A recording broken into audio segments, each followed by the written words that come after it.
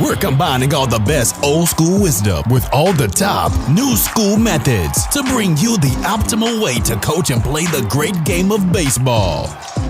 This is the 80-20 Baseball Masterclass with Coach Bo. Welcome to the 80-20 Baseball Masterclass. This is Coach Bo. I hope you guys are all having a wonderful day. This is episode 56 of the 80-20 Baseball Masterclass, the 80-20 Baseball podcast. And this podcast, this masterclass, is designed specifically to give coaches and players all the key information required to be prepared when stepping out on the field. Our goal here is to optimize baseball coaching and baseball training through an efficient weekly podcast that gives you a more optimal way to go about that process. These episodes move quick. They're packed with strategies that move the needle, and in many cases, they move the needle in a big way. The plan and the process shared here is driven by consistently achieved results. No theory, no echoing, no hip and trendy ideas, only stuff that actually works in the trenches, i.e. out on the field. And I have a couple big advantages I feel over a lot of the coaches out there that are sharing information. Now, there is a lot of good information to be consumed about being a better coach. There are a lot of great coaches and a lot of great avenues in which we can learn a lot about coaching. But one thing that separates me, I believe, is that I've been a PE teacher for 15 years, and I was a PE teacher, a physical education teacher, basically a coach of students for 12 years, 2,160 days. That's over 12,000 hours in the trenches with young men and young women from the areas of North Long Beach, Paramount, Compton, and Watts, right there in South Central. And these students, these young individuals that I was teaching, mentoring, coaching, they're mostly young individuals that came from households without much structure. And many of the students that I worked with had been let down by their parents, their families, and so they had very little trust with adults, and rightfully so. In other words, I was working with teenagers, youth, that had about as little trust in teachers, coaches, and adults as anybody out there. So not only have I coached baseball for 17 years, and I did coach football along the way for 4 years, my day job was running large groups of young people through workouts, sports, games, etc., with class sizes that got up to 98 teenagers at one time. And theory and ideas, this is my main point of this, theory and ideas, well, those two things, they'll get you run over where I was teaching. They'll get you run over. In those 12 years where I worked, the students I was working with, that'll get you run over. Theory and ideas, things that sound great, they'll get you run over out there. Trying to be their friends, that will get you run over. Being a dictator and a yeller, well, that'll get you very little buy-in and very, very limited results. I either had the approach and the process that worked, or I became a puppet, or I quit. That was the options that you had. Either you did what worked or you became a puppet. In other words, the students would kind of manipulate you and kind of run the class, even though they weren't technically the teacher. And you see this in a lot of situations. Or teachers that just quit. There was teachers that just quit. It was routine teachers would just quit because they would get run out of the classroom. But I sure as heck didn't roll over myself. And I didn't roll out there with half-baked ideas. I didn't go out there with these new hip methods and that I'd heard about or this and that and learned from people that hadn't actually been in the trenches. I won the Teacher of the Year award twice in my first 5 years of teaching because I had great mentors that had been around the game a long time, that had been in the trenches, in the classroom a long time, out there on the PE field, out there on the basketball courts with those big groups of students for a long time. And then I rolled out there with things that worked. At first, I struggled big time. And I learned real quick. It was either I learned or I got ran out of town. And I wasn't going to get ran out of town because I wanted to make an influence. And I really liked my job. And I liked working with those students. Really liked working with all of those students. And I didn't want to get run out. So I was thrown into the fire at 26 years old with 5 classes of 50 plus teenagers that came from places of mostly chaos. In fact, my first 3 years, almost all my students were from, well, I shouldn't say all, the majority of my students were from Compton and Watts. And if you've been not living under a rock for the last 40 years or even the last 20 years, you know exactly about these places. And they are exactly as they are described, whether it's on rap videos or in documentaries and whatnot. They are challenging places to be a teacher and a coach because they inherently, unfortunately, are places that just have more chaos. There's less structure within the families. It is what it is. It is what it is. Now, I'm not going to dive into all that right now, but what I wanted to bring up and why I'm bringing this up is that I was forced to get my game and my process and my routines and how I went out out there and handled these youth, I had to get it in order or it was going to be a long struggle. And I got it together. I had some great mentors, and I believe in just doing what works. I'm all about just results that are not going to hurt anybody. I'm all about getting results so long as they don't hurt people and they're not taking shortcuts that are going to backfire and come back and get you later down the road. I had to get results. I had, for example, to get their fitness test scores better. I had to get their fitness test scores above the passing mark. Very similar, almost identical to coaching baseball players to get them prepared and better for the game. I had to blend and get a culture within my classroom with 50 students or more in most cases, with students that came from a variety of gangs, not just a variety of backgrounds and interests, but a variety of gangs, where after school, these guys were looking to shoot each other. I'm not exaggerating this one bit. This is the truth. In fact, I've been to a couple funerals for my students. And so I had to blend this culture. I had to get these students on the same page. I had to get them working together. I had to set up games, football games, baseball games, basketball games, volleyball games. I had to get them all working together when they really didn't like each other. And that taught me a lot about culture, team culture, camaraderie. And it taught me real quick what worked and what didn't work. All right, what you read in books and stuff like that, these teaching books and at the teaching curriculum, the teaching credential classes, master's degree, all that stuff, throw it out the window when you get out there. Throw it all out the window. You got to be in the trenches to figure it out. And I was blessed to be in the trenches with all of that. And it really made me a much better baseball coach today. A lot of what I share with you guys today is derived from that through the lens of baseball coaching, because it is so paramount. If you don't have the structure and the foundation as a baseball coach, it doesn't matter if you know how to teach the best swing, or if you're the best pitching coach out there, or the best catching coach, or the best infield coach, or you have the greatest of drill design. If you don't have that foundation of being able to be a good leader, a solid leader, the leader that there's a fine line between being too friendly and a fine line of being that dictator. If you can go right down the middle without ever crossing over and being their friend, and without ever crossing over and not enforcing your consequences and not enforcing your expectations and your rules, that's where you're going to be successful. Now, not only was I a teacher of all these students, but I also coached baseball. And the first year that I coached in North Long Beach at Jordan High School, Long Beach Jordan High School, I remember there being 7 freshmen come out for the freshman tryouts. 7 come out for the tryouts. That's it. We didn't even have enough to get a team. We had to drop down sophomores just so we could have a freshman team. And I remember just knowing that there was going to be steps that worked or didn't work to get these players out, to get these students out there to try out for the team. So in my second year, I went about putting together a process, a formula to get more players and students out there. I learned a lot that second year. There was some huge successes, some failures. We had about 30 students come out, 30 players come out and try out for the team. So we definitely had enough players that following year for an entire freshman team without having to drop down any sophomores. By my third year, though, I had learned what worked and what didn't work. Again, it's not about theory and all this. It's not about ideas. It's about what actually works. And I was able to get 70 players to come try out for the freshman team. In fact, it was more than 70. It was like 70 and some change players to come try out for our freshman team. We had 22 players on our freshman team, and we even had 2 freshman student managers basically helping out, setting up the field, setting up drills and things like that. So we had 24 players, 24 freshmen involved. Now, I was a varsity coach, but I knew the program to be successful had to be successful at all levels, and we needed to get the buy-in. We needed to get the player buy-in, and the first thing to getting player buy-in is to get them to come out for the team and want to be a part of the program. I'm sharing this with you to kind of show you that my path as a coach and my path in baseball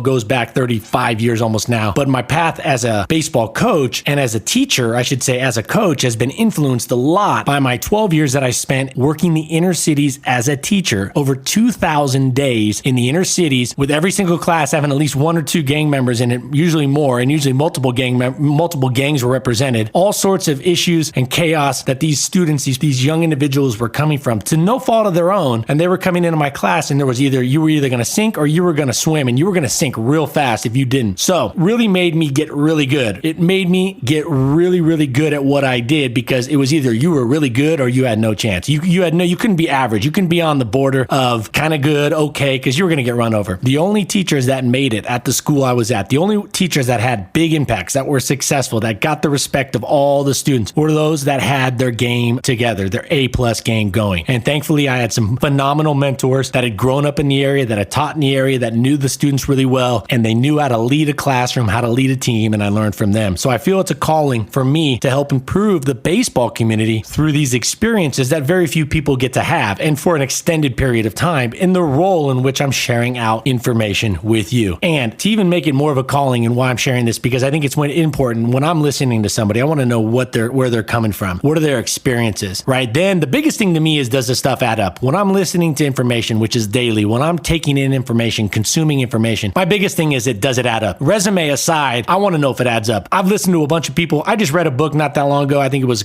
maybe 3 weeks ago. When I say not that long ago, I usually go through a book a week. I'm an audio book. I'll go through a book a week. And this book about 3 or 4 weeks ago that I finished reading, it was written by some Harvard professors. And there was holes in their game. The stuff didn't add up. There was stuff that didn't add up. And I'm not going to get into that book right now, but it just didn't add up. There were some things that were missing. There were some blind spots on their end. I hope it was just blind spots and it wasn't a formulated bias, but nonetheless, there were some things that just didn't add up. So I want to share with you right now. And as you've listened to my other 55 episodes, you'll see that things add up. And if they don't, reach out to me, email me, hit me up on Twitter. Let me know. Say, hey, I don't understand this. It doesn't seem right. Let me know. I do my best to give you stuff that adds up, because I don't want to waste your time. I don't want to waste my time. I want the baseball community better. I want you better as a coach, as a player. I want the team better. I want just the environment with the baseball and sports world better, because I'm passionate about making the baseball community better. And it starts with better leaders. It starts with winning leadership. And that's why I'm here. Speaking of winning leadership, it didn't hurt that in high school and in college, I played for Hall of Fame baseball coaches. Hall of Fame baseball coaches. Not Hall of Fame at the school, like National Hall of Fame baseball coaches. My high school baseball coaches is one of the winningest high school baseball coaches in California state history, and he was a Hall of Fame baseball coach, and he spoke many times, like at things like the ABCA. And my college baseball coach was a Hall of Fame baseball coach at the college level and a college national coach of the year, just like my high school coach. My junior of high school was the national high school coach of the year. He was the national high school coach of the year. And in college, I played for a coach that was a 2-time national coach of the year, not while I was at that school, but he was a 2-time national coach of the year before I even got on campus. And he had gone to the College World Series 5 times. That's head coach Dave Snow. And Mike Curran was my high school baseball coach at Esperanza High School. So you had Hall of Fame coaches that I was with for 8 years, because I went to college for 4 years and high school obviously for 4 years, although they probably thought about holding me back when they saw my GPA. But nonetheless, I made it through, and I played 8 years for Hall of Fame in a Hall of Fame coach driven program. Now, my junior year and senior year at Long Beach State, Coach Snow did retire, but his influence and the coaches that were there, Coach Weathers, Coach Buckley, the influences and the coaches that were there were a big deal. Even Brandon Hyde, Coach Hyde was a coach at Long Beach State while I was there. In fact, I don't even think Coach Hyde wasn't technically an official assistant. I think he was like in some kind of what they call administrative role, or something that's not really technically an assistant. And Coach Hyde is now the manager of the Baltimore Orioles, and he's a phenomenal coach. Wow, what a great coach. All these great coaches that I played for, including my dad, from the time I was 7 years old until the time I got to high school, my dad was my coach, and I had great parents. I had really great parents. I was fortunate. I'm one of the few that had 2 parents that were there all the time and really showed me kind of both sides. My dad was really kind of hard, like, hey, don't complain. Life's not easy. Life's not fair. And my mom was very loving and supportive and coddling in a way. So I kind of saw both, and I saw how both can work together, although you don't want to cross the line too far either way. And they did a great job of that. So a lot of passion for this, and I just want to share that with you. I don't really get into my backstory a lot with you guys, but I did think it was time. This is episode 56. We're going into a new year here, 2021, and I want to just share with you a little bit of my backstory to give you why I believe, or share with you why I believe this is a calling, why I'm here to help you. And at the end of the day, though, listen to all the episodes, listen to what I'm talking about. Does it add up or does it not add up? But I wanted to share that, and I'm going to end it there and move to part 1 of this episode. Here we go. The best way, in my opinion, to get your players to learn the signs, to remember the signs, and then to be able to test your players on their ability to remember and recall the signs quickly is to line them up, sit them down all together, and then rep through quickly 20 or 10 different sets of signs, or 30 or just 5 sets of signs. I recommend right around 15 to 20 sets of signs. So you roll through them just like it would be between pitches. You can do this with your hitters. You can also do it with your catchers and your pitching staff when it comes to calling pitches. You can do it with your base runners. In other words, you can do offensive signs, defensive signs. You can do other types of signs. You sit them down, and at one time with all the players there, you go through sets of signs. You go through sets of signs and you have them. This is why it does work better to have them sitting down. You have them write out what the sign is. Now, it may be a decoy sign, so have them write decoy. If there's nothing, it's a decoy. Of course, you're not going to give signs that are actually going to put on something every time. Obviously, you need to have those decoys in, right? So we all know that. So you have 20 signs, maybe 9 of them are actually something, or maybe 11 of them are actually something. When in the game, your ratio is going to be a lot less. There's going to be a lot more decoys than there are actual plays or bunts or steals or whatever you're putting on, at least from the offensive side when it comes to offensive signs. So you got your team sitting down, I think at a table with a paper and a pen. I don't recommend them having their phone so they can't just send the answers to each other. Give them a piece of paper, old school, give them a pencil or a pen, and have them write down 1 through 20, list out 1 through 20. So on their paper right away, just 1 through 20 or 1 through 25 or 1 through 15. At the top, they put their name and then go through your signs quickly. They should have their paper set up in less than 60 seconds, if not 45 seconds. And then you go through your signs quickly. When you're done, you say reset and then go through the next set. You don't need to sit there and talk about it because you're testing them to see that they know it. You're testing them to see that they all understand it. And then you have them turn in their paper and you grade it. You have them turn in their paper at the end and then you grade it. You should be able to grade it relatively quickly. You have an answer key already set up. I would pre-script an answer key, of course, before. So you have your 20 or 25 things that you want to do, like number 1, maybe a drag bunt sign. Number 2, maybe a delayed steal. Number 3 is a decoy. Number 4 is a decoy, etc., etc. And then you grade them. And those players that got a perfect score, you make sure you call them out. You share with the team that success. And those players that are struggling, especially those players that didn't get very many right, you need to sit down with them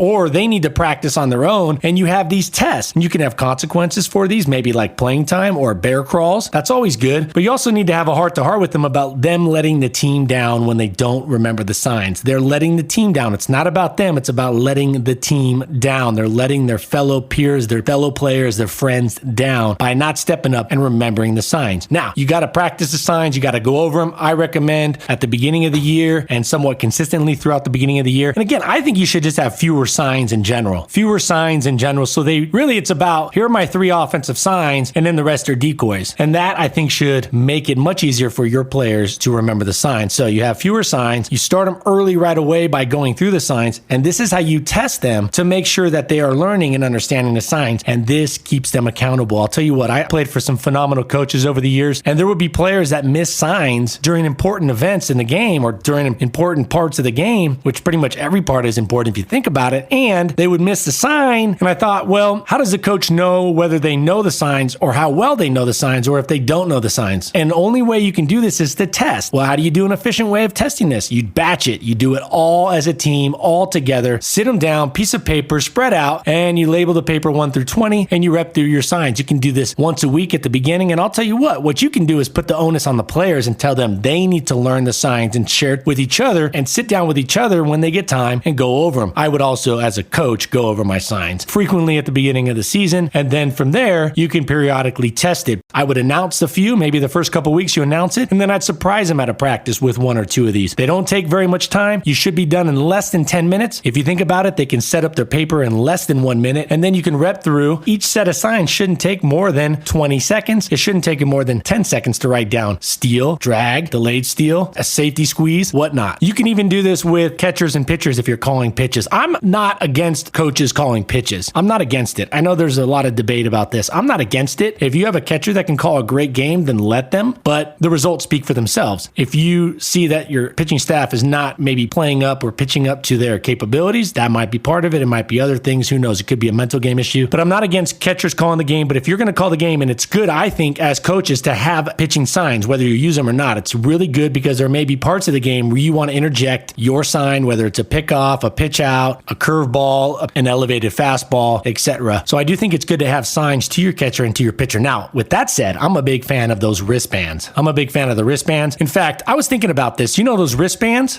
I'm always looking to make things better. And so I was thinking about those wristband signs. And typically those wristbands that have the numbers on them, they're 3-digit numbers. So the coach would just yell out 1 or just hold up their hand, 1, 3, 4 or whatever. And the catcher would look at their wristband and then give the sign to the pitcher. First off, I always thought the pitcher should have one too. I know there's rules against wristbands on the pitchers and all this, but maybe you could work it out. Somehow they could have something out there. I would talk to the league about speeding up the game a little bit and having it just make the games more efficient, more fun. Again, if the game is not fun, it doesn't matter how much you like baseball or how much adults like baseball. If you don't get the players out there and they're not involved and they don't want to play, it doesn't matter how great a coach you are. So I'm big on things going faster. So those wristbands, you got those wristbands, but here's one to even make it faster with those wristbands. Somebody needs to just invent a wristband that has 2 numbers on it, 2 digits. That may not last you the whole game, but you could always just switch the wristband out in between innings. And then you only have to yell out or hold up 2 fingers. It's much faster, right? You can just 15. You don't have to do the 3 digits. The 3 digits, the idea of the 3-digit card wristband, pitch calling, the main idea behind that was that you could use one card for the whole game and then a new card for the next game, right? You could auto-generate new cards, but you wouldn't have to switch them every game. How about just switching it between innings? The catcher just comes over, pops in a new card, and the coach has his new card, and there you go. You could just preset, this is inning number 1 card,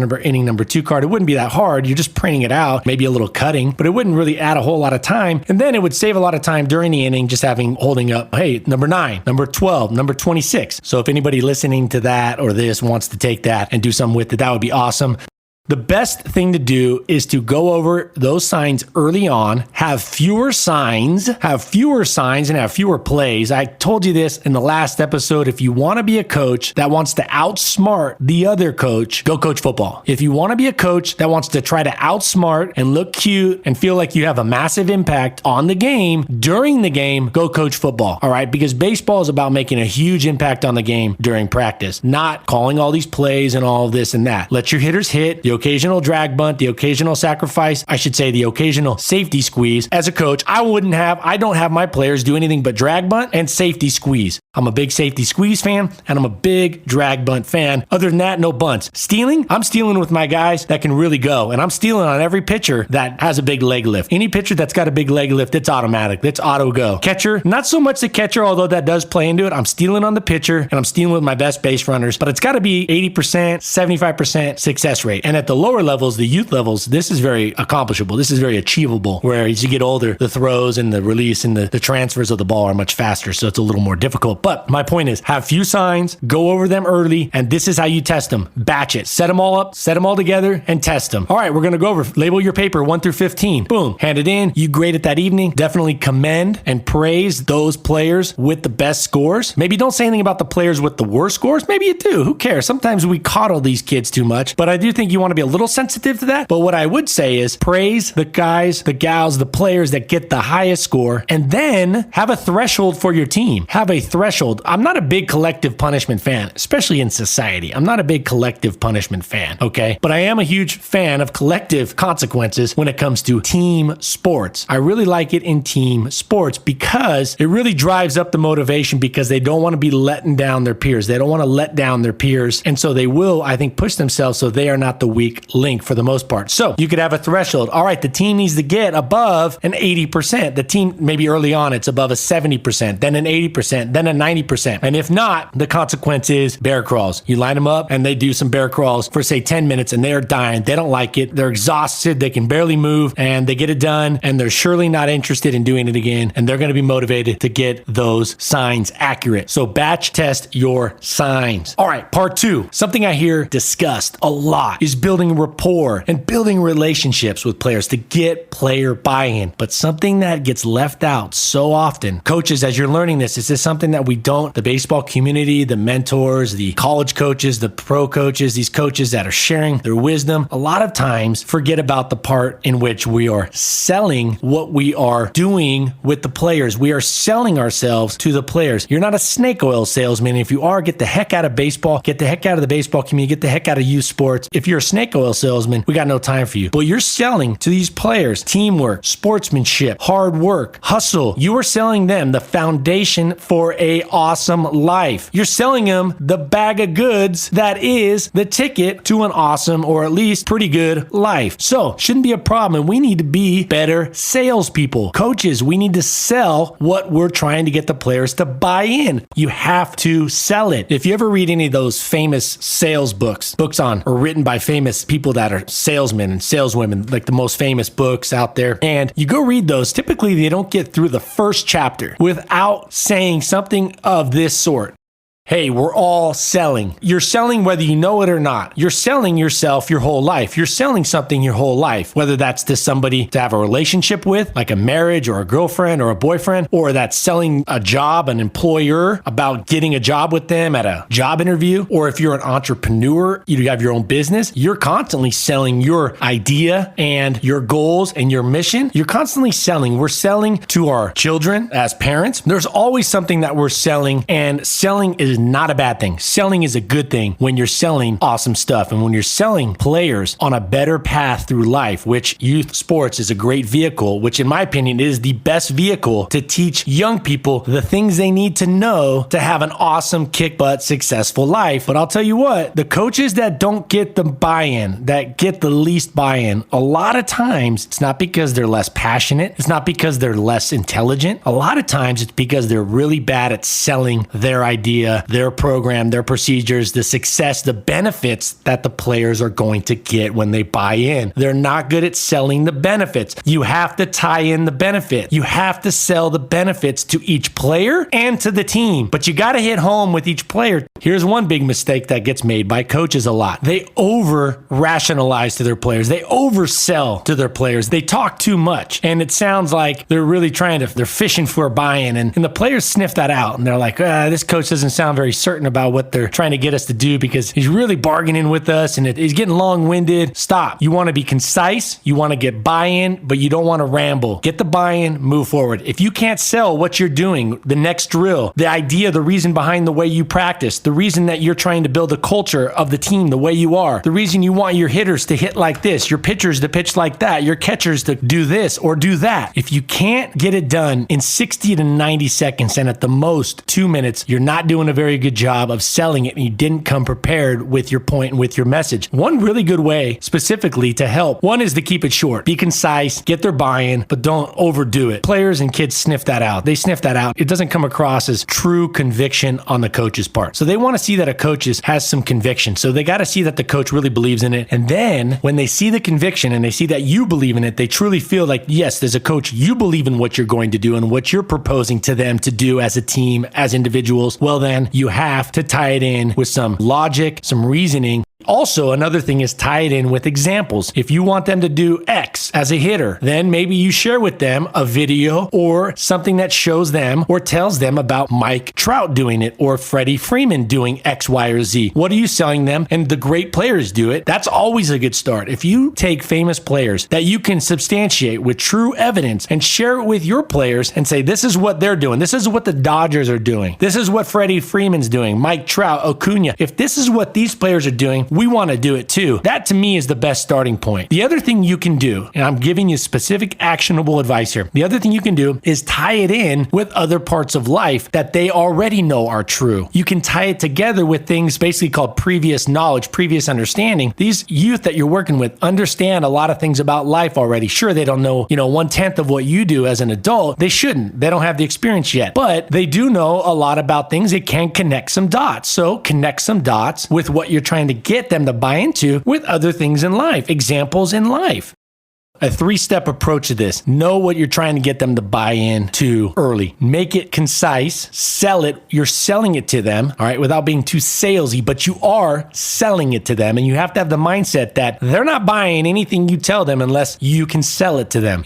So be concise with your point. 2, use examples of professionals, well-known players doing it. Don't pick players that you liked when you were younger. Do not go back and say, hey, Dale Murphy did this drill, so we're going to do this drill. Do not even use the greatest hitter or one of the greatest hitters of all time, Ted Williams. That's just not going to relate. Use players that are playing today. Don't go talk about Nolan Ryan and Warren Spahn, okay? And definitely don't talk about Babe Ruth. Use specific examples, preferably examples that you can share with your team, videos, articles. Videos are the best for these young players that you can share that show these players that they relate to, that they know of, that they have the jersey for, that they look up to, that they are doing it. Share with them that these players are already doing that. And that goes a long way towards the credibility between what you're trying to get them to buy into. And then when you get really good at it, you can actually tie it in with already known knowledge. You can tie it in with things that are outside of baseball that are familiar to all of them. Things in school, definitely a good one. Or if you live in an area where there are common characteristics, a way of life, then you can tie it in with those. So that's really good. If you get really good at this, you can tie it in with things like that. But best thing, when you step up to talk to your team, know that you're selling them and that they're not just going to buy in because you said it. That's a big mistake and a big misconception that a lot of coaches have. They just think players are going to listen because, hey, when I was a player, I listened to the coaches. Sorry, these players aren't just like you. Some of them are, but a lot of them aren't. So you can't project your attitude as a youth onto them because they're going to have their own attitudes about what coaches say, and you don't know their backstory. They may have been let down a lot by adults in their life, okay? And so they don't have that instant buy-in or trust. So you got to sell it to them, be concise, have examples of famous players or popular players using it or popular teams, successful teams using it, or tie it together. If you're really good, tie it together with knowledge and things, examples that are outside of even baseball, things that might be even greater than the game of baseball in terms of life itself.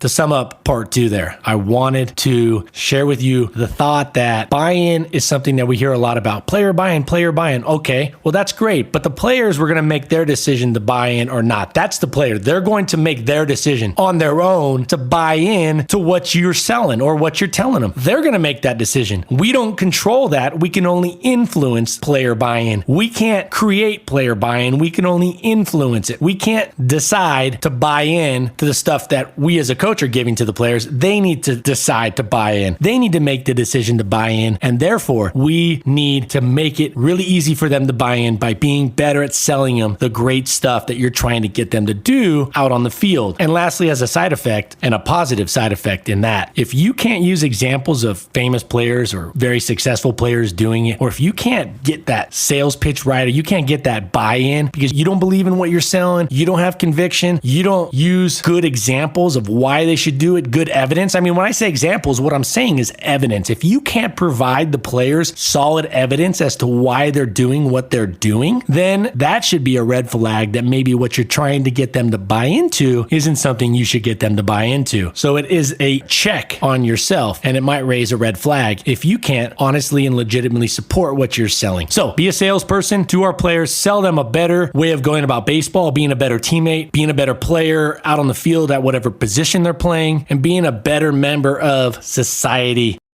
Part 3, last part. I'm going to share a story about a kid. This is a quick one, a quick hitter. I'm going to tell you a story about a kid that recently emailed me, a student that recently emailed me and said the following, and I'm going to quote right from what he said. I screenshotted what he said. He said, and again, this is about a teacher that he had a lot of respect for, so I'm going to give it a little context. He said this, quote, "The teacher would always go into depth about things both good and bad. So he would give kind of two sides, but he was extremely strict, but he was also nice and kind too." I'll reiterate that. He was extremely strict, the student told me. This was a teacher that he had in the past that he really had a lot of respect for, and a teacher that he remembers for making a big impact. He said that the teacher was extremely strict, but he was also nice and kind. He said if you got into enough trouble, he would kick you out of the classroom, but he was a good teacher. He was respectful of the students at the same time. There you go. I know that's anecdotal, and it's just one student this was just in the past couple of weeks. I know I've been discussing this. I sent something out on Twitter recently just talking about this past week, and I titled it Kind Disciplinarian. Be a kind disciplinarian. A disciplinarian is somebody who follows through with expectations and rules no matter what. They follow through. Now, they might have a tiered consequence system. I highly recommend having a tiered consequence system, but it's a disciplinarian is somebody who's instilling discipline in their youth, their players, their students, their children, and they're being the leader that has discipline ready to go when the line is crossed. But they're kind all the time. Being kind and being a disciplinarian absolutely can go hand in hand. They are not to be mutually exclusive if you want to be a successful coach. A lot of the great coaches out there were really good at, first off, a lot of the great coaches were disciplinarians. Very few coaches ever have consistent, continued, long-term success without having expectations and rules that they enforce that are clear and enforced consistently.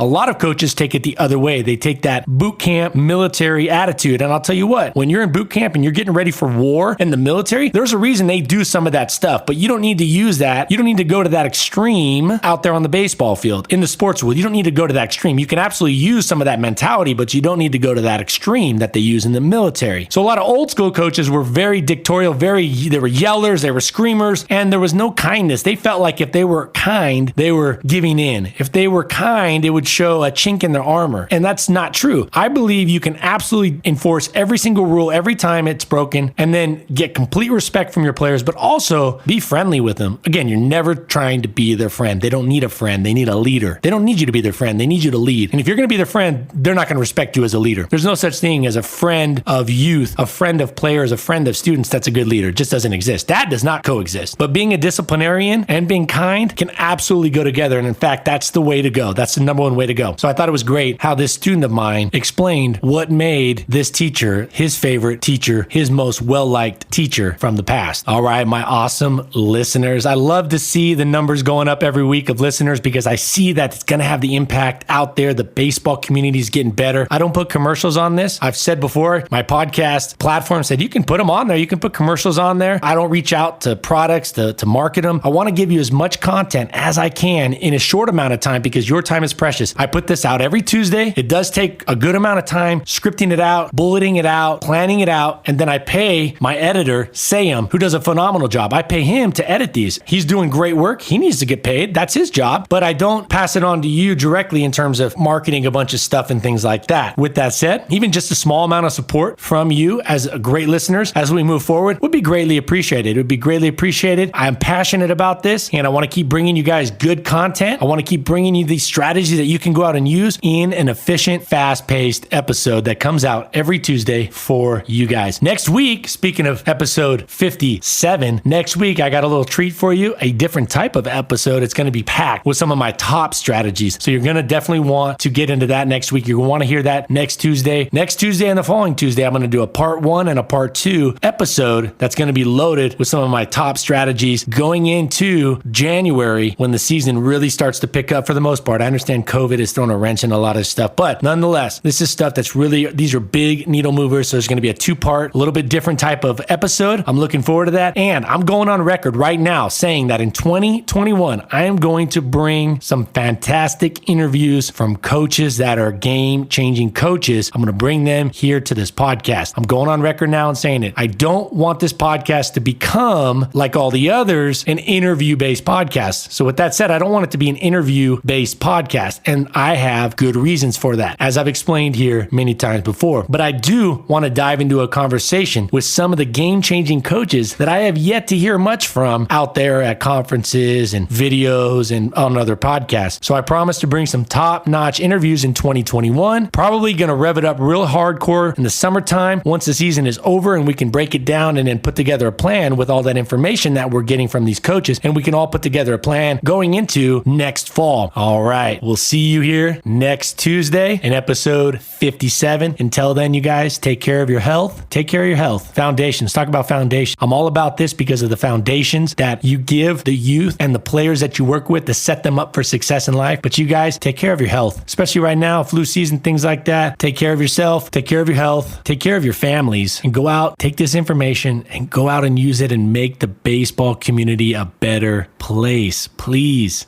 And we'll see you here next Tuesday. Catch you on the flip side. Bye. This has been the 80-20 Baseball Masterclass. Take it to the field.